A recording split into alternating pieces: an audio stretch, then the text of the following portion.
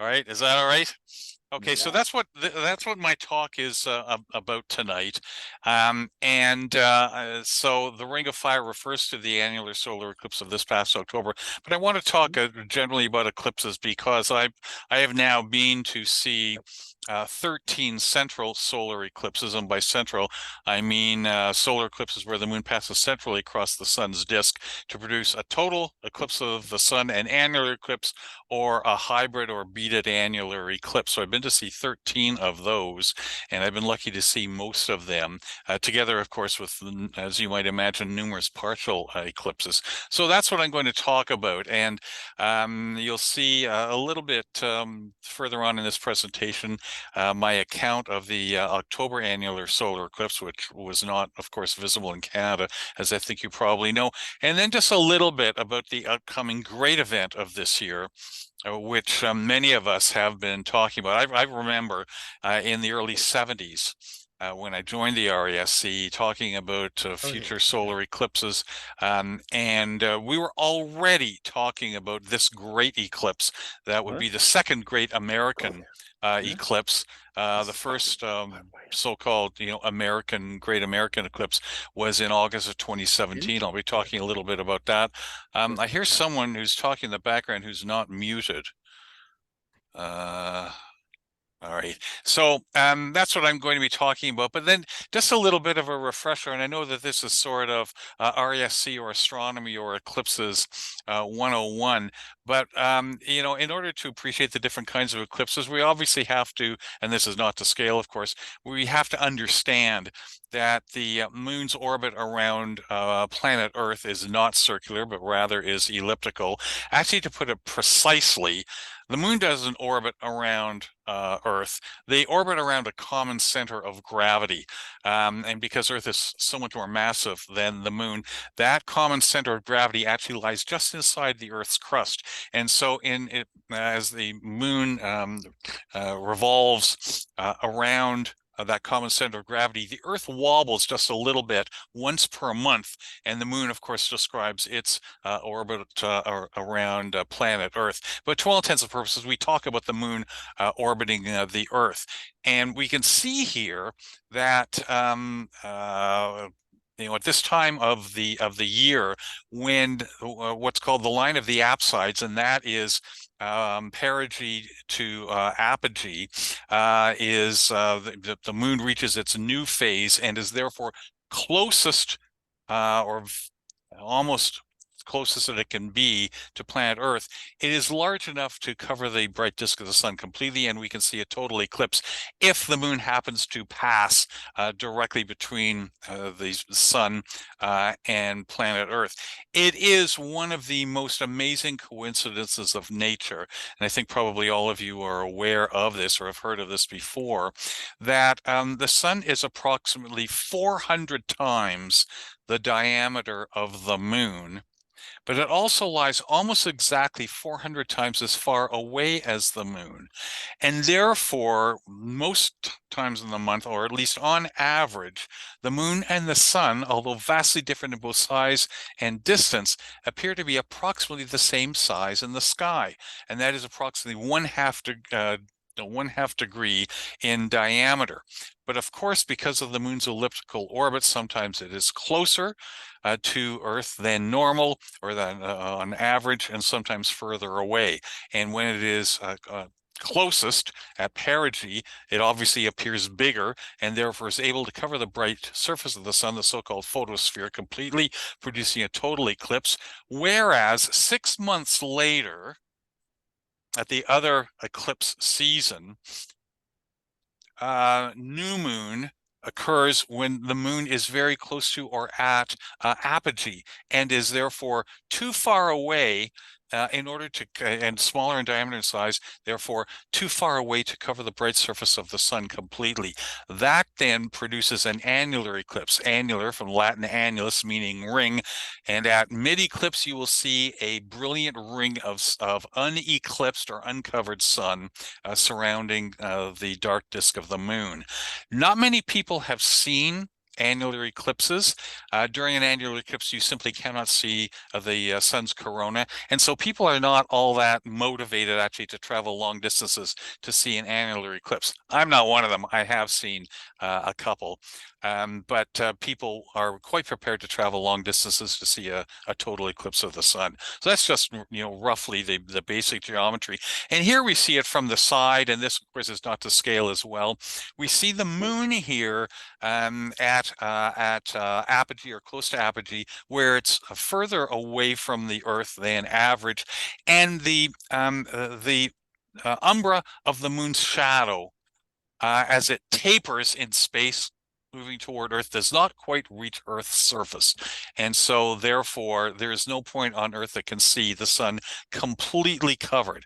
Whereas at perigee, you can see here, the moon is closer to Earth than average, and the moon's shadow, in fact, can strike the surface of the Earth. And those people then who are situated within that shadow as it crosses the Earth, always from west to east, of course, may see a total eclipse of the sun.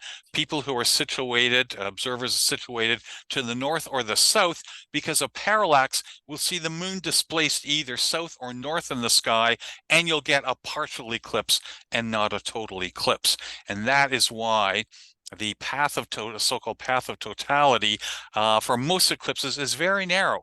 Generally, somewhere between a few dozen and up to 200 kilometers in width, except in the polar regions where it can be much wider, but much more difficult to get to. So that's just a little bit, sort of a reminder of the geometry that's involved in these things. Now, this is something that it's a little bit of a sore point with me, and that is the notion of the supermoon, which I thoroughly dislike as a term. It's not super at all. I decided to do a graphic illustration of this a few years ago. These are photographs that I've taken through one of my own telescopes, a 152 millimeter or 6-inch diameter Explore Scientific refractor, which I use for all of my eclipse work. And this shows the moon several months apart, not quite, but approximately 6 months apart, at perigee on the left and at apogee on the right, about as close and as far as the moon can be. That is the actual difference in size between the so-called supermoon on the left and, well, I don't know what it's called, the mini moon. It doesn't have a name on the right. The fact of the matter is that it's not super in any sense of the word at all. And frankly, I think that it does a kind of an injustice to astronomy by getting people, the public's sort of expectations unreasonably high. Yes, it is somewhat larger than average. The difference between a supermoon and the average diameter of the moon at full moon is only about 14%. The popularizer of astronomy and good astrophysicist Neil deGrasse Tyson says that frankly the difference is between looking at a 15-inch diameter pizza and a 14-inch diameter pizza. Who can tell the difference? And I would add to that another part of the difference is actually trying to remember what a large moon looked like 6 months ago, because the smaller moon at apogee, you're going to be looking at between 5 and 7 months later, and trying to remember what they looked like and compare them in size is really, I think, kind of impossible. And so it's more a geometric curiosity, I think, than anything else. It is real, and this photograph, this collage of the two photos at exactly the same scale actually demonstrates that. So we know that there are different kinds of eclipses: total, annular, partial, and you'll see here at the bottom, these are photos from my friend Fred Espenak, whom I met back in the 1970s and have seen eclipses with. He is probably the world's greatest eclipse predictor, as you probably know. And so we see, this is from his website, mreclipse.com. A partial solar eclipse, very well known to all of us. An annular solar eclipse, and then, of course, a total solar eclipse. So these are some of his photos to show the difference as they actually appear to visual astronomers. And so I'm going to come along sort of a mealy-mouthed way with my versions, and they're going to be somewhat different, and to show you a few of them. This is one I really liked from back in 2013. This was a very small partial eclipse of the sun, very early morning, taken from the shore of Lake Ontario, looking east. It was a very cold morning, early, even though it was early November. It was around 0 degrees, and of course, in November is one of the cloudiest months of the year. And I was very lucky actually to get any kind of view whatsoever. And I think the clouds actually made for a very interesting sort of pictorial view. One thing you'll notice here is that the sun is squished, and of course that is the result of atmospheric refraction. The refraction is greater and really increases dramatically as you get close to the horizon, and so it is at its maximum on the lower limb of the sun, and then less on the upper rim. And the result of that is that it's the refraction that makes the sun appear to be squished or oblate. And similarly with the moon, when we see the moon rising or setting very close to the horizon in the east and west. Here's another one. This was in 2014. This happened to be a couple 200 kilometers or so north of Toronto. Again, this time in the late afternoon, just before sunset, and these can be really, really pretty events, and you know, and make one really think about the dance of the heavenly objects in their orbits. This one is, and I'll be coming back to this. This was an annular solar eclipse in 1994, which I saw actually with Fred Espenak in Ohio. A very long eclipse. It was what, a 6-minute long annular solar eclipse, and it was my first one. So that was a real treat. This was taken, you know, obviously back in 1994, film cameras, and I was not a very experienced astrophotographer at that time. So it's an okay photo, but not necessarily the greatest. And then we get to 2021, yes, and that was the annular solar eclipse that was visible as an annular eclipse in northern Ontario, and then across Hudson's Bay. I couldn't get up there, and so I saw that from the shore of Lake Ontario, just west of Toronto. Again, a very early morning eclipse. I think that you can see, however, it was a large partial from here, that the moon was smaller than the sun's diameter because it was an annular eclipse. The moon was near apogee, but it made a pretty dramatic view there over Lake Ontario. Again, I was very lucky to get that shot, which I really like a lot. And then this then is a total eclipse, again back in the film camera days. Not the greatest photograph, but this was taken in 1999, in August 1999, just north of Paris in France, where I went with Randy Atwood and his wife Betty Robinson, well-known, both actually board of directors members of the RASC now, and have been members for a long time. So those are just some of my photos of these events. So what I think is really interesting is to take a look now at eclipses over in North America. In the past, well, essentially sort of 60 years. I chose 1963 because it was, well, at the time I was 10 years old, almost 11, and that was the first great total solar eclipse that had been visible in Canada for a long time. And so I'm just going to show some of these. And you'll see, as I say here, that the total eclipses are shown in red and annular in yellow. And we start then with the eclipse of July of 1963, which some members of the RASC who are still alive do remember seeing. That was 7 years before I joined the RASC.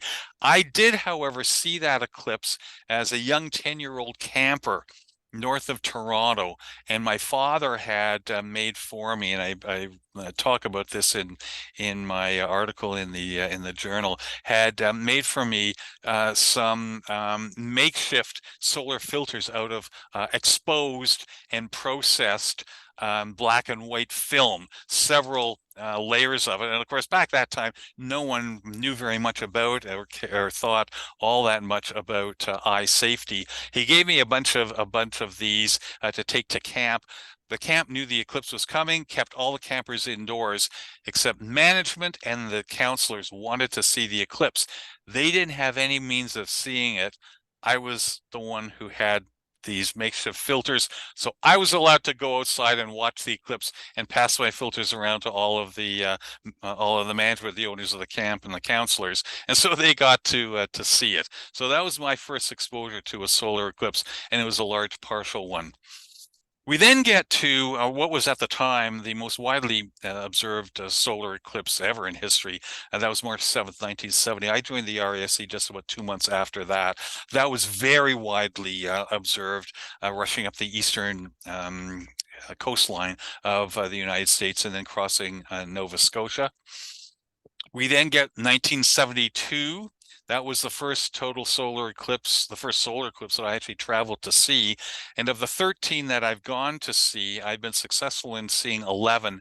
But my first one I was clouded out of, and that was this one. And I was just totally depressed for months. This was, I was in, I think, second year university at that time. And this was the eclipse, of course, that is made famous in Carly Simon's song. You're so vain. Then we get 1979, and I think there are probably a lot of you, or some of you, who will have seen that, very close, of course, to where you are. That was February, and that's the first solar eclipse expedition that I organized. We chartered two Convair aircraft from Toronto and flew out there with people from all over the country and some Americans as well to Gimli, Manitoba, and saw the eclipse there in absolutely frigid weather. That actually happened to be the first solar eclipse, total solar eclipse, that Terry Dickinson, famous Terry Dickinson, saw. I got a photograph of him with his telescope there, seeing his very first eclipse, and he came on that trip with us, which is a great memory for me.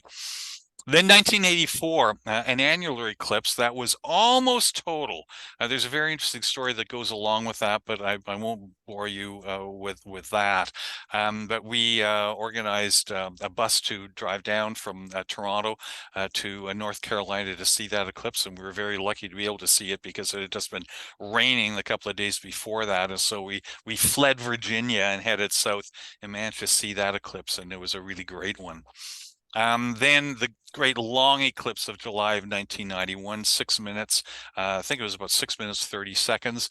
This time we chartered, organized this eclipse expedition, chartered a jet aircraft from Toronto, flew to Acapulco on the Maine coast the day before the eclipse, and then flew into to Los Cabos in south of Baja California.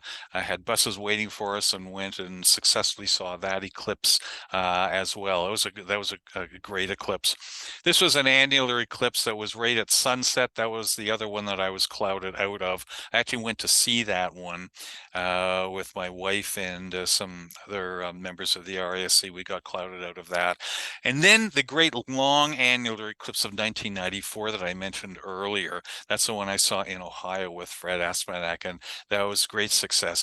And you can see that here because the path is very wide. And what that means is that the moon was at just about the closest point in its orbit that it could ever get, so that the annular shadow, the anti-shadow, as we call it, was very wide, and it could be seen as an annular eclipse within a very wide path, unusually wide, as you can see.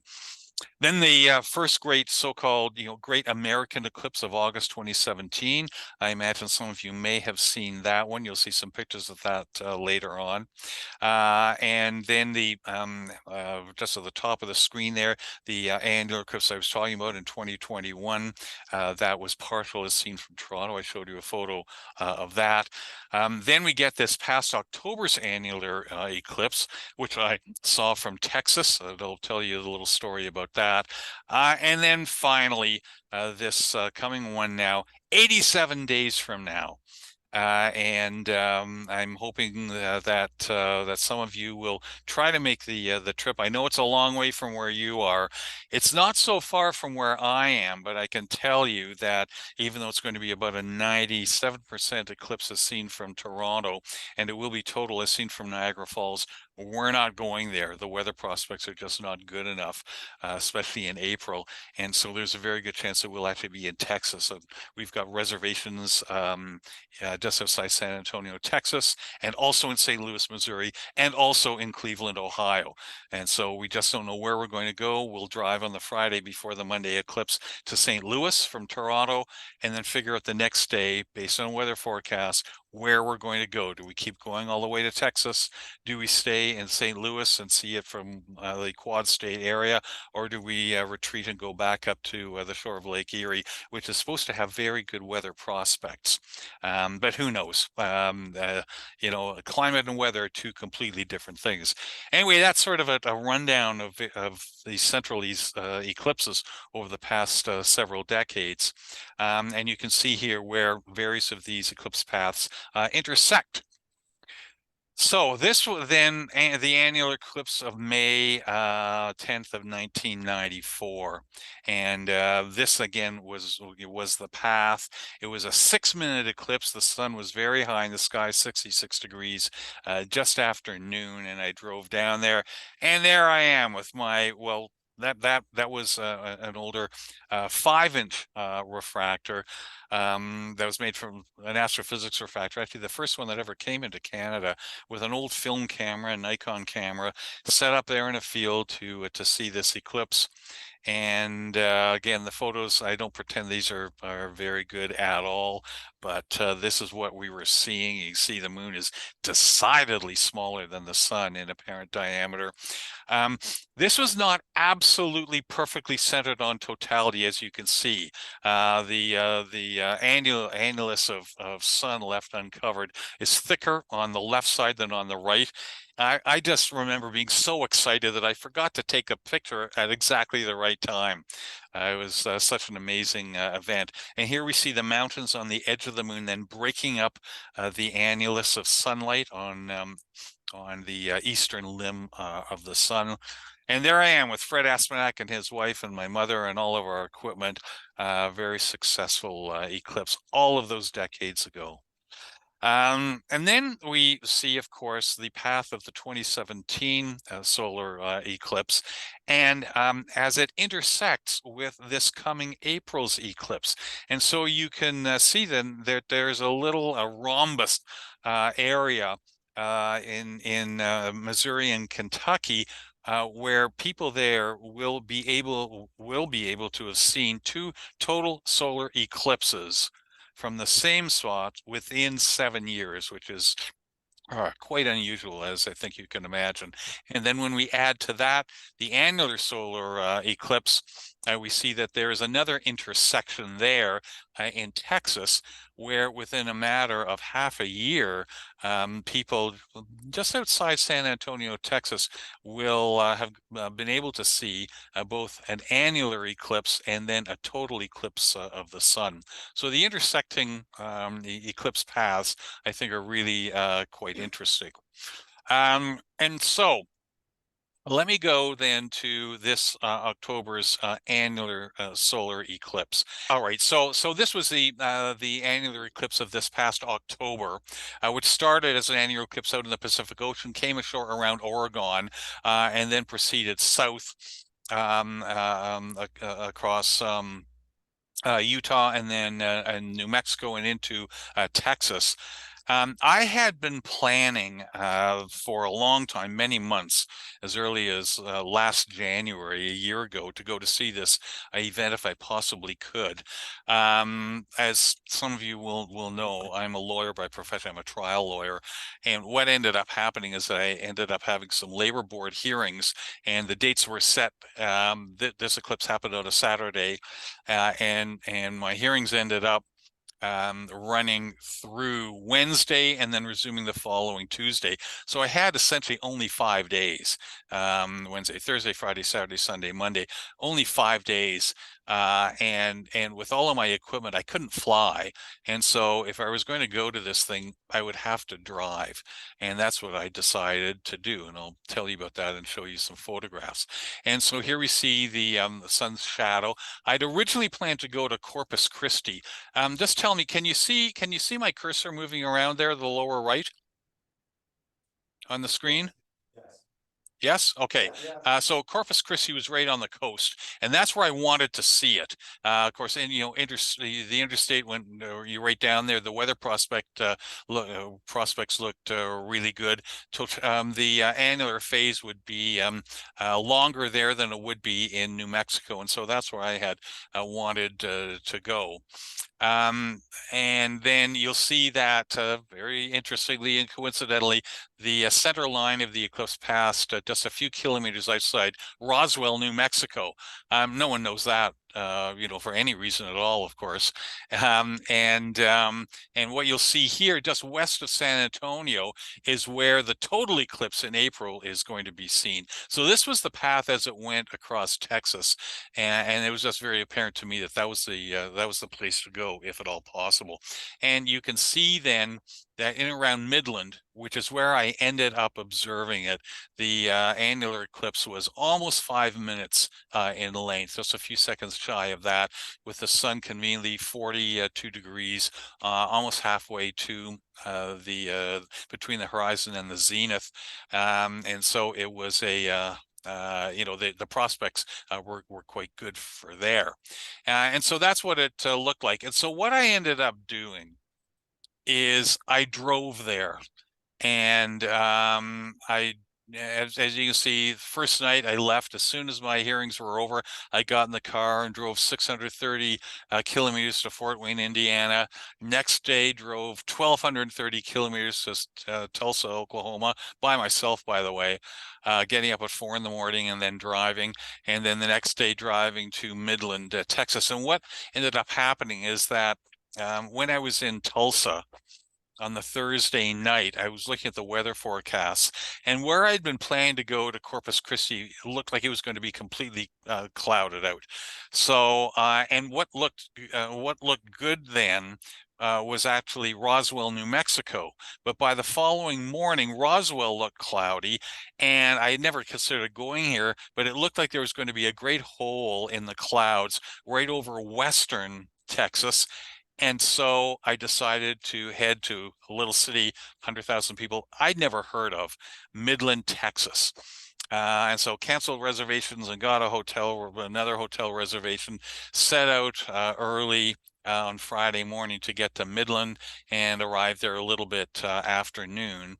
And so that was it. And here I am on 2 days, Wednesday, Thursday, Friday, Saturday, yeah.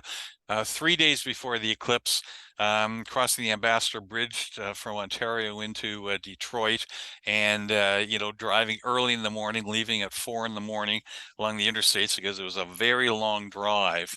And then you can't mistake eclipses in the U.S. Auto rentals and guns. And it's just so interesting apart from the eclipse fascination. And so here I was driving through the U.S., getting into Oklahoma, which was the last state before entering Texas. Again, it's kind of unmistakable what country you're in.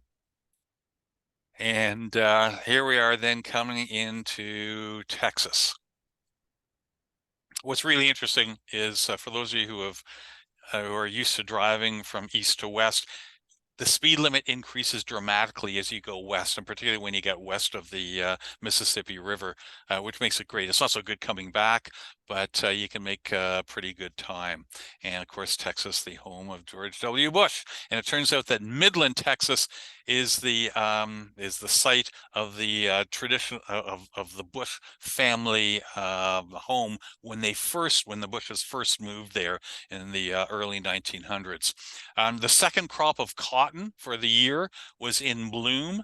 It starts in September, and by December it's ready to be picked. And so you get to see the cotton, right by the side of the road. I went out, grabbed a little cotton ball, and brought it back. Here we go. and cattle. Of course, Texas is cattle country, and there are these farms. And of course, one of the problems, as I was talking to some of the local people in these little towns along the way, stopping for gas, is that it has totally wrecked their drinking water. So you know, no surprise. So here we are getting into Texas, very close to Midland. You don't see signs like this all that often in Canada.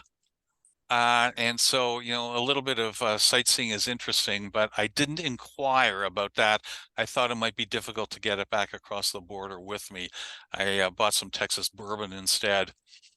And then we're getting very close to Midland. As you can see, and this is the day before the eclipse, the weather looks pretty good and it stayed that way. And so here is this was actually one of my one of my projected observing sites at this park.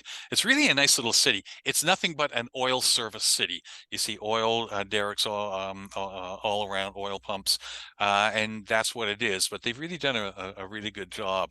This is where I decided to stay for just one night, the night before the eclipse, because as soon as the eclipse was over, I had to get on the road and head back to Toronto. And this then was the Bush family home in downtown Midland, and that's where the original Bushes lived, including the most recent Bush president. Eclipse morning.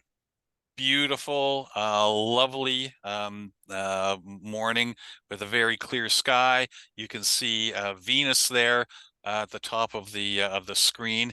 It's a pretty exciting time. You know, I've seen a lot of eclipses and I've been a member of the RASC for a long time, but boy, your heart is just pounding. And of course, you're always looking to the west.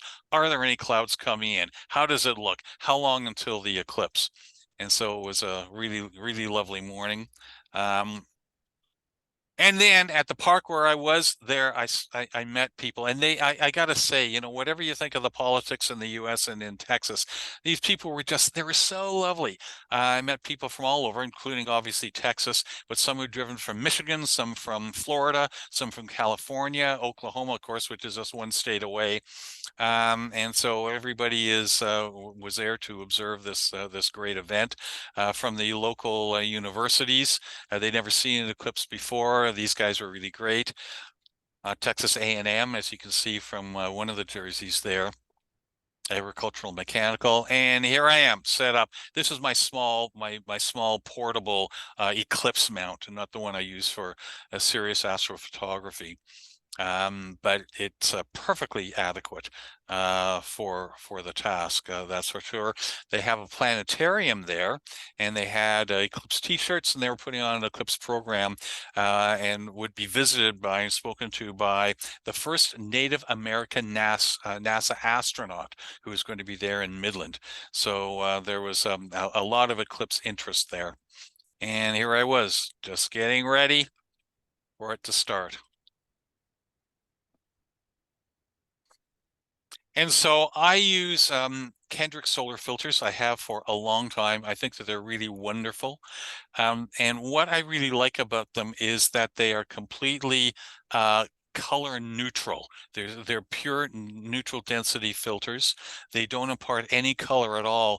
And the result of that is that when you see photos of, well, just the plain uneclipsed sun or the partially eclipsed sun, they look strange to you because we're used to thinking of the sun as yellow or as yellow orange, mainly because of glass solar filters that have an orange tint. But the sun is actually visually white, and you're going to see that in these photos. So this was taken some years ago through a Kendrick solar filter. That's when the sun actually looks like.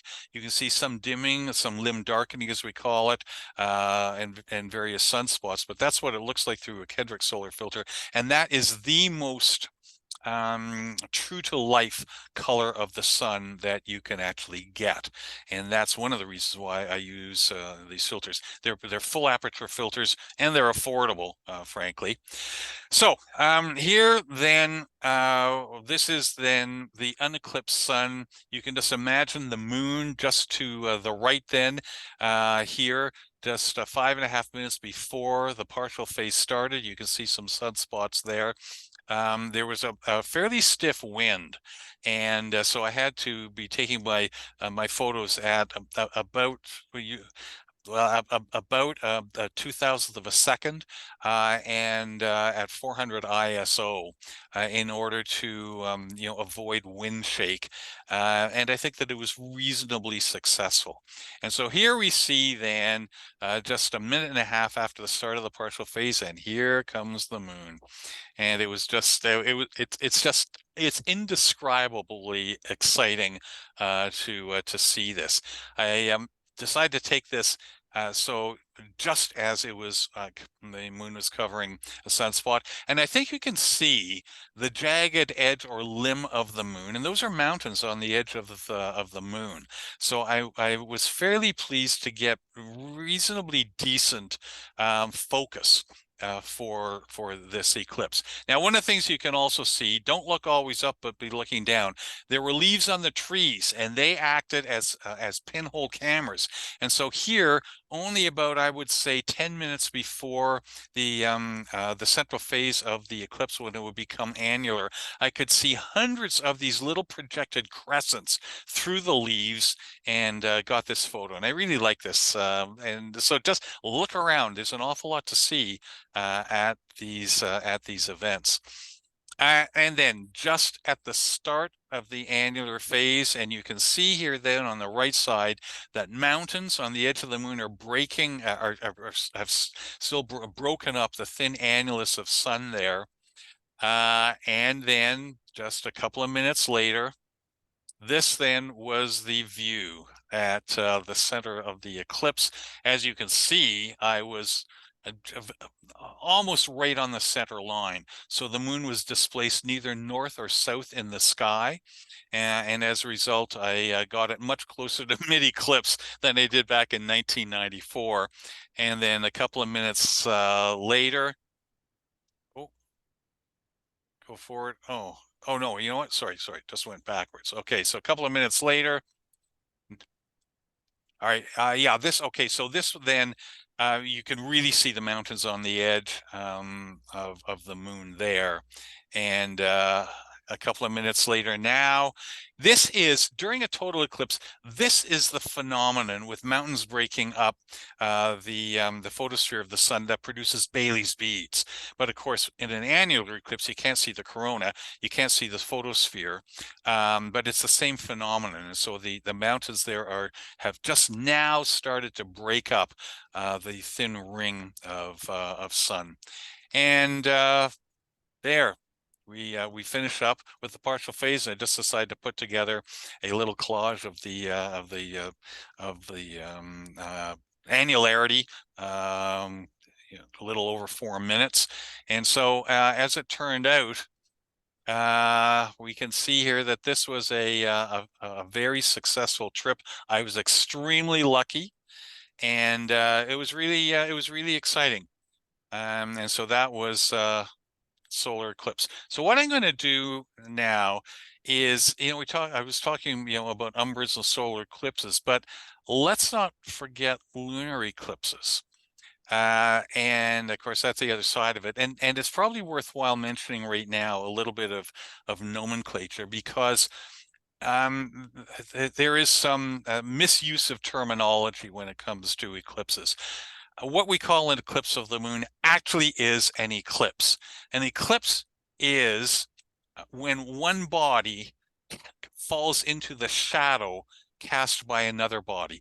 So when the moon in its orbit passes through Earth's shadow, it is falling into Earth's shadow, the shadow that is cast from sun and the Earth blocking it. The Earth's shadow extends into space, the moon moves through it. The moon doesn't completely disappear, but it falls into Earth's shadow, and that is an eclipse. What we call a solar eclipse is not an eclipse at all. It's an occultation, and that is, as seen from Earth's surface, the moon is actually blocking out the sun. It's an occultation of the sun by the moon.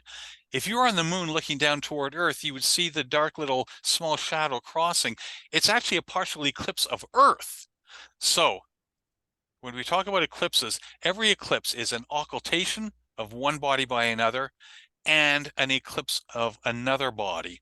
And so when you think about a lunar eclipse, if you were on the moon, you would see Earth passing across the sun, and it would be an occultation of the sun by Earth. As seen from Earth, it's an eclipse of the moon.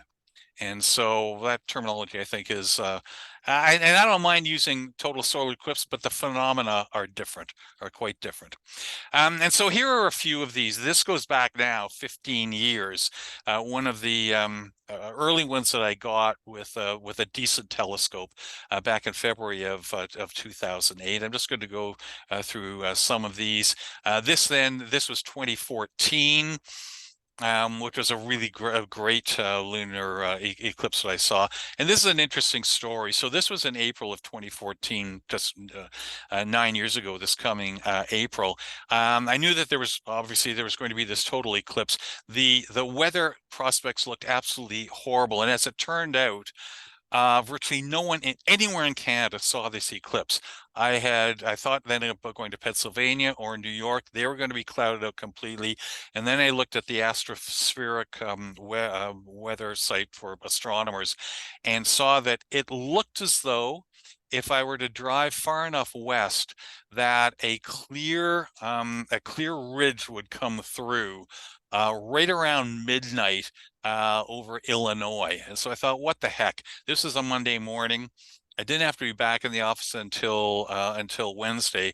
So Monday morning, put my gear in and I drove, left Toronto and then drove 950 kilometers. As it turned out, it was a good thing I hadn't changed my snow tires, because through Michigan, it was nothing but a snowstorm. Indiana and south of Chicago, just blizzard conditions.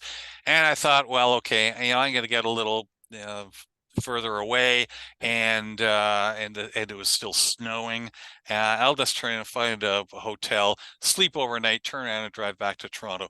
Well, I got to the little town of Ottawa, west of Chicago, and just as I arrived there was a little Holiday Inn Express on the side of the freeway. Just as I got there, got out of the car, looked up, and there the line of cloud had moved across, and there was the moon. And so it turned out that's what happened. I was very, very lucky. And that was my observing site. I chose a spot near the water tower. And there I am, set up for the eclipse. And this is after midnight now. Shortly after I did this double exposure photo, a coyote ran across the field just behind me there. And so this was a really good eclipse. And so here with a 400 millimeter lens, you can see then obviously the eclipse moon on the left. First magnitude star Spica in Virgo, just a little bit to the lower right of the moon, and then the bright planet Mars at the right side of this frame. And then a little bit closer, partial eclipse, not quite total yet, Spica down toward the lower right, and some stars that then start to become visible with the long exposure that I was able to use for this eclipse. And it actually turned out quite well. And so here we go, partial, almost total, and then total, with stars now appearing all around the edge of the moon. I really like this photo. I was very lucky to get it. The sky was really clear. There was no wind. I was able to get good focus. And there it is. And this photo actually was a center spread in Sky News magazine, because no one else had seen the eclipse, no one in Canada, and I managed actually to get this. And these are the colors. It really, they look just like that. So I was very lucky, April of 2014, to get that. 6 months later, there was another one in October, which was just before sunrise, and so the conditions were difficult. I drove again, that evening. I think I left around midnight to try to find an observing site, and that was a difficult one because the weather was not all that good. So there I was, just by the side of a road, set up to see this particular eclipse, and there it was, full moon just before the start of the eclipse. Cloud is coming in now as the partial phase is advancing. Still some cloud there, long exposure showing going into Earth's shadow. Partial phase getting very low in the western sky now. It's getting toward moonset. And this was the last good photo that I managed to get. And just at the total phase, the moon was only about 2 degrees above the horizon. And as you can see, this is why I got the last one. And because the sun is coming up in the east, the sky was very blue. This was actually what it looked like. Focus is not good. It's only about a degree above the horizon, but I was lucky to get anything at all for this one. So that was fun as well. And there we have a little collage of those photos. And then the following April, this was, and it was again, it was really, really cold. This again was an early morning eclipse. I think it was about -5 degrees in Toronto, down by the waterfront, and the moon then was very close to the horizon. And I thought, well, what the heck? I don't have to drive a long distance.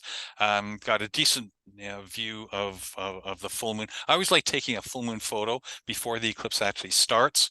And here, then the penumbral eclipse. And then as the sun's starting to come up, I'm getting the moon. You can see it's oblate now because it's getting very close to the horizon. A couple of seagulls crossing in front of the moon there. And there we have the partially eclipsed moon over the Toronto waterfront.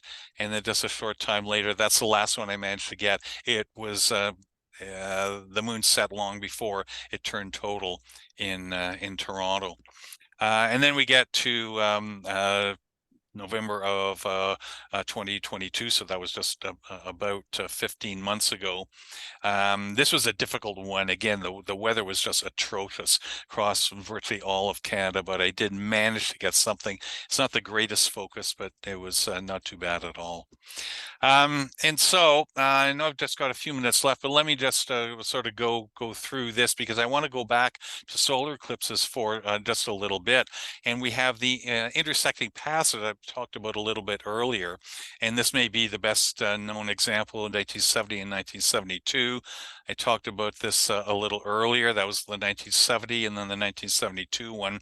And we can see here the area north of Halifax around Antigonish and into Cape Breton Island, where if you live there, you can see two total eclipses of the sun in a 2-year period, or about 2.5 years.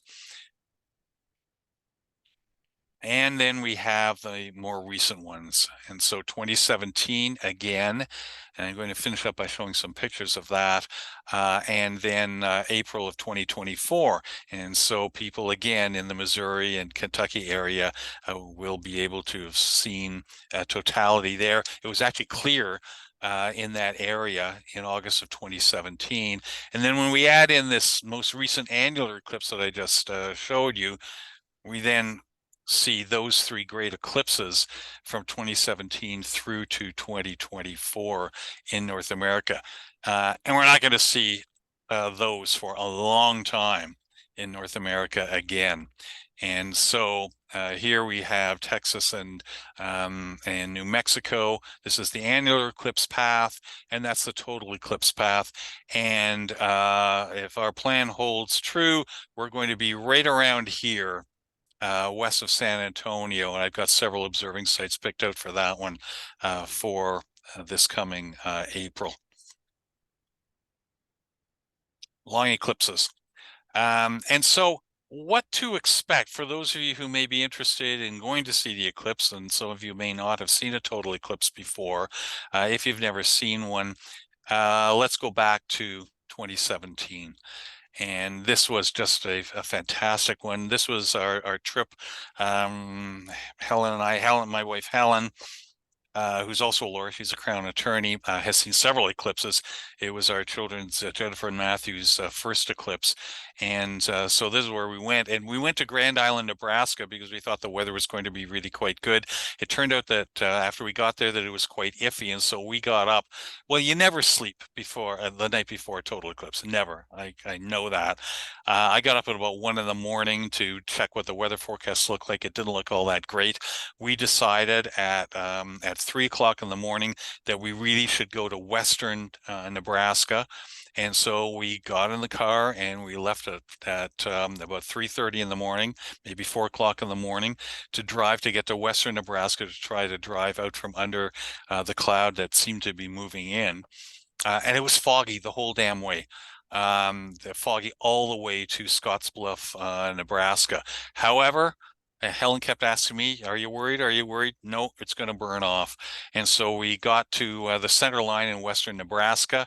There were lots of people there, lots of people, and the cars coming in from the south, from Colorado, was just an endless stream. But we managed to find a good observing site, and there I am with my equipment. And that's what I took. You can appreciate why I can't fly that on a plane. You gotta drive. This equipment doesn't go off North America, as you can imagine. A lot of sunspots that day. It was this was I'm going to say undoubtedly the best total eclipse of the sun I've ever seen. It was really quite spectacular. I think these photos kind of, say for themselves, and that then is the brushes of the corona were just unbelievable. It was such a great eclipse, very high in the sky, very high. And I decided to do this. Earthshine is at its strongest during a solar eclipse, but a total eclipse of the sun. But of course, you got the corona, which is really quite bright, and so people don't think about trying to do a very, very long exposure to capture Earthshine. Well, I decided to. So this is a several second exposure. All of the white, of course, is the corona is completely burned in and is invading the edges of the moon.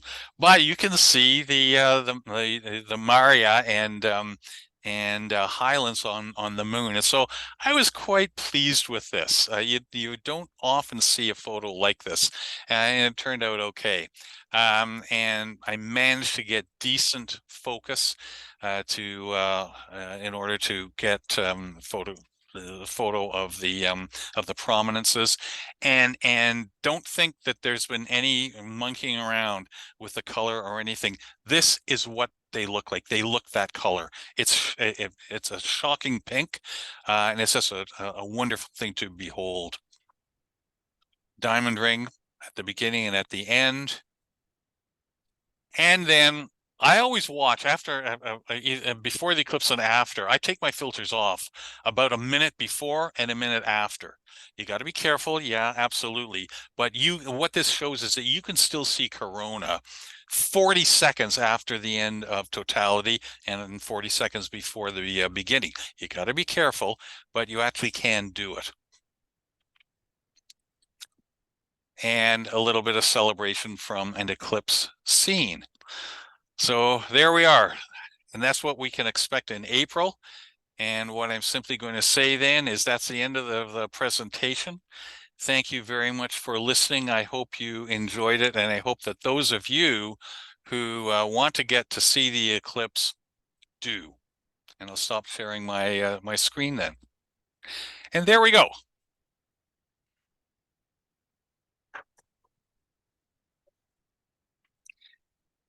And my guess is that I think I've used up my full hour. There may not be any time. There may not be any questions anyway. But if there are, and if there's time, that'd be fine. Otherwise, I will be saying good night to everybody, and thank you again for having me. I have a We have a question. few minutes left in case somebody has a question. Yep, I have a question on the internet, Go ahead. on the web, on Zoom. So where do you find the information to assess the climatological probability of clear skies? The foremost eclipse weather expert in the world is RASC member Jay Anderson. who lives in Winnipeg. He was with Environment Canada for years. And he has a website called Eclipsophile. And he has been writing with Fred Aspenak. Fred Aspenak does the eclipse calculations, and Jay Anderson does the weather forecasting for decades. So if you go onto the Eclipsophile website, he has fabulous information on the entire eclipse path all the way through Mexico and the US and into Canada, and it tells you where the best chances are. I would really love to go to Mexico, because as soon as you cross the border into Mexico from Texas, the probability of clear sky just skyrockets.